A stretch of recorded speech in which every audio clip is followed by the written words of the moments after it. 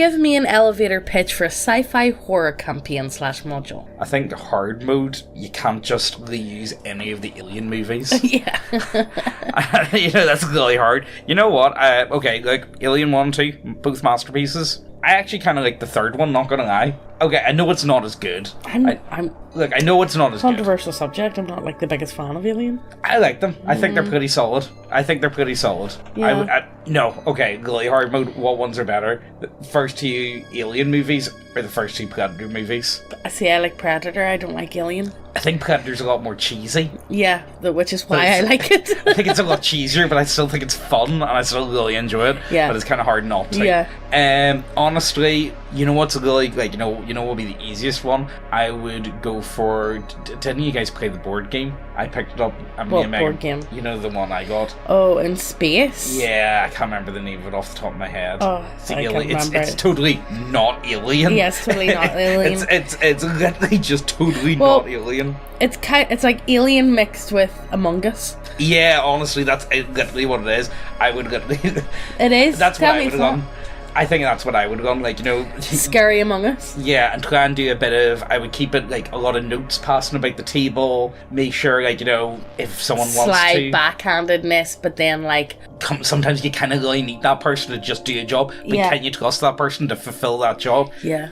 Honestly, it's a really good board game, but it takes that long to set up, and honestly, it just takes so long to set up. I'm not even joking. Yeah, it takes so long. Just to set it up alone it's not fun, but it's a fun game, so it is. I like it. Okay, I looked it up. It's called Nemesis. Yeah. Just because I would never forgive myself for... And no, the amount of comments being like, what's the game? Yeah, no, but also it is actually pretty good. Yeah, it is a good game. But you need to get... Like, it's one of those sort of games you're going to need at least, like me and James 5. Played it. It's okay. It was alright, 2-player, but like you do need like at most like 3, 4. You can't really see. The thing is, we were playing completely cooperatively, so we weren't shafting each other over. Because if you're only playing with 2 people, you just couldn't do it like that. Or like if you wanted to, you could just dick a bite. I know, if you shaft each other. Oh yeah, no, I'm totally gonna go to the engine. Oh, I totally fixed the engine, into the guys. Elevator shaft.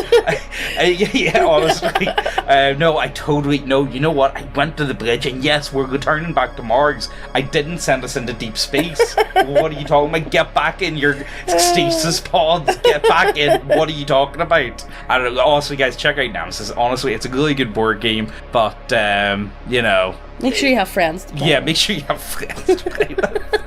You and the other PCs are on a long-range voyage to settle another star system, while your physical bodies are in deep stasis. Your minds are awake and active in the ship's enclosed cyberspace. The cyberspace is beginning to degrade, and crew members are slowly going insane and violent as the result. The cause is the fading consciousness of a crew member whose body is already dead, and their death is corrupting the cyberspace. Oh, so you're mixing 2001 Space Odyssey with the Matrix. Yeah. I actually really like that. Oh, okay, but the other thing is the ship's computer, is it more like Star Trek's ship's computer? Does that make sense? It's kind of hard to explain, but I think that would be the big one. Yeah. That and also what is the inside of this cyberspace look like? Is it a simulation just to be like back on Earth? Yeah, so like... Is it actually a voyage? Is it cleaning exercise? Exactly. Is it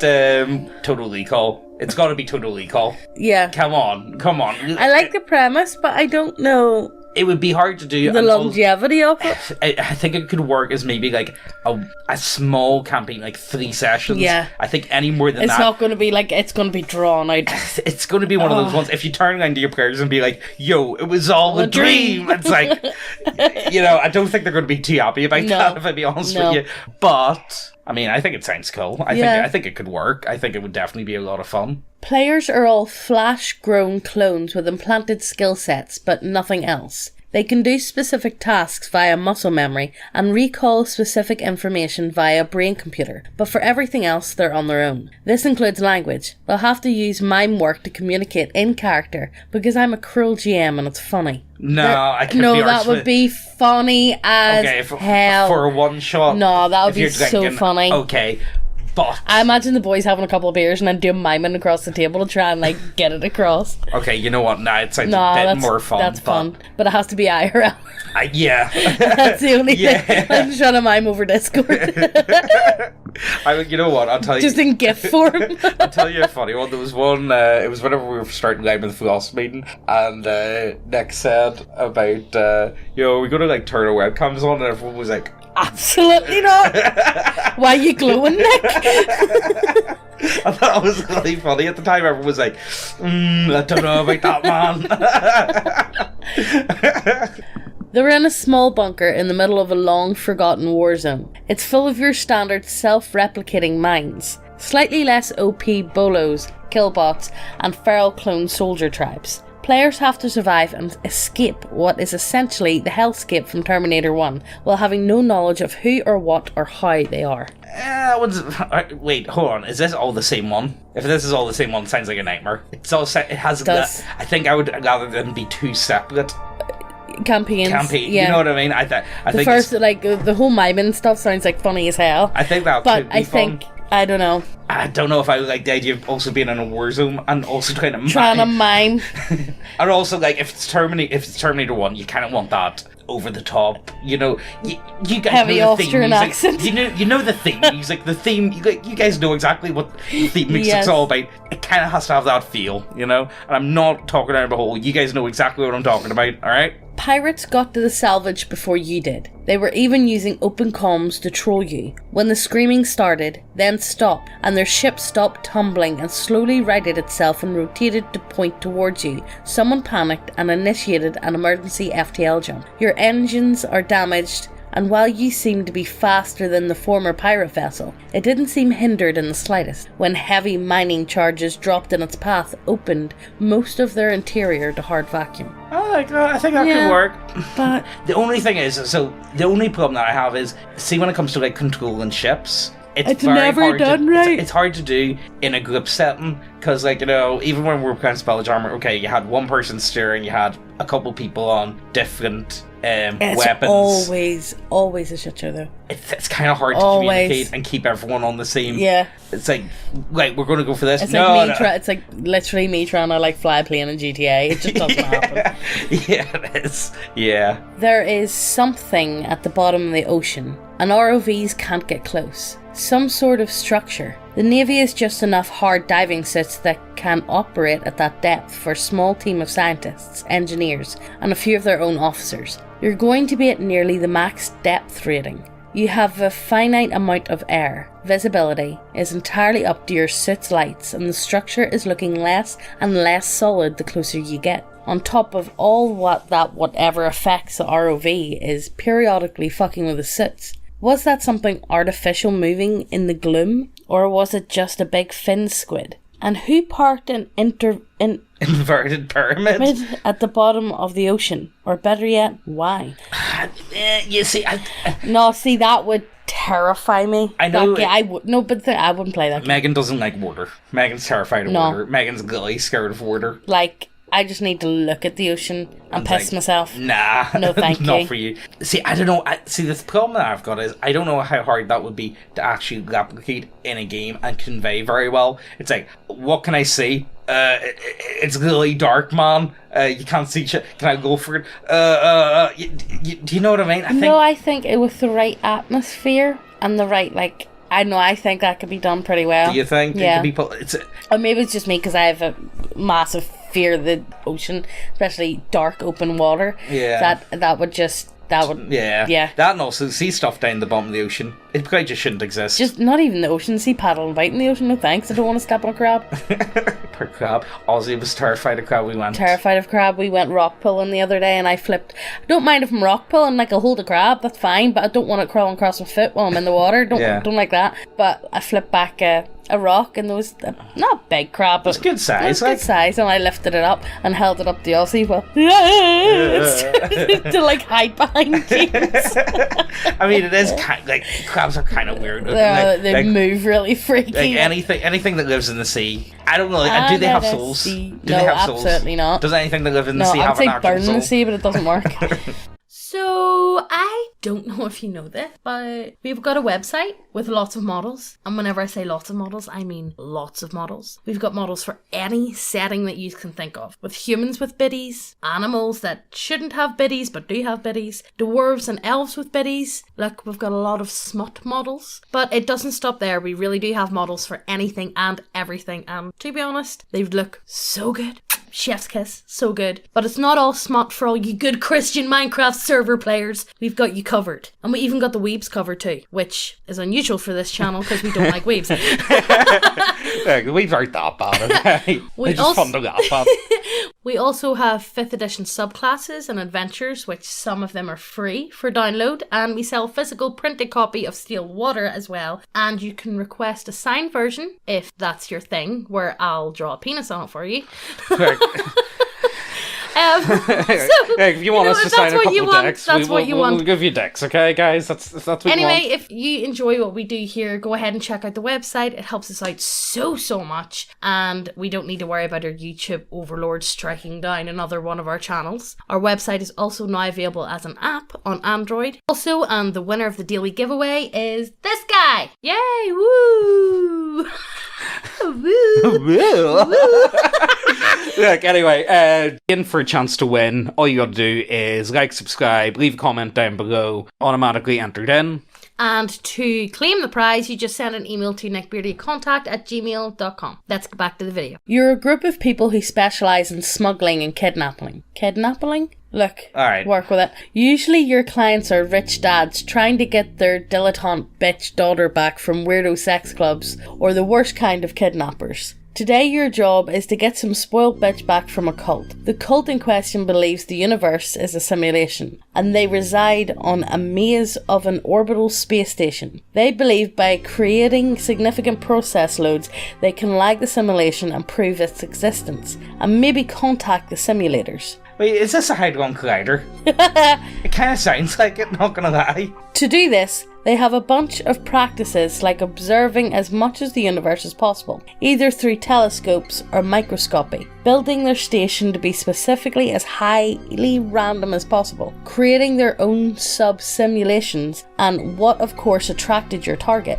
having as many kids as possible, since human brains are highly complicated structures. Of course the job isn't as easy as just rolling up and pulling her out. No one remembers her joining or her ever having been there, and the longer your team stays, the weirder things get. Losing time, people keep changing, details keep shifting. You're not sure if the cult is fucking with you, or if something is seriously wrong. See, I think that's the winner for me. That's my favourite one. First of all, Heaven's Gate. Them guys were fucked up. I know, but I feel like I would get bored of that one very easily. I think you could turn it into a bit of a mega dungeon. So you could. Mega dungeons kind of bore me. I know. Well, they really bore me. yeah, I get that. But you see where I'm coming from? I think you could throw a lot of puzzles, you could throw a lot of really weird stuff at people, and you could just explain away. I don't know, I think I would get boring really quick. I don't know, I think I'd be down for that. Think of the wacky stuff cults get up to. Yeah, no, I get it, but like cults, they're all the fancy. Oh man, I love cults. I don't cults, know. To me, like, see, this is one of my biggest problems. My favourite enemies in video games as well. Goblins, any form of green skinned creature, humans and demons. And I think cults make the perfect for evil humans. Yeah. Does that make sense? Yeah. And I'm putting it out here right now. Robots are boring. I don't care. Shit like robot in a video game. Robots are boring. They are dull. And then you know what I hate even more than robots? What? Humans who wear like robot armor. You don't like that? No, don't like that. What do you mean by robot armor exactly? Like they're well, whenever I say robot armor. Are you talking about Space Marines? Is it Space Marines? I don't want to get into a legal battle here.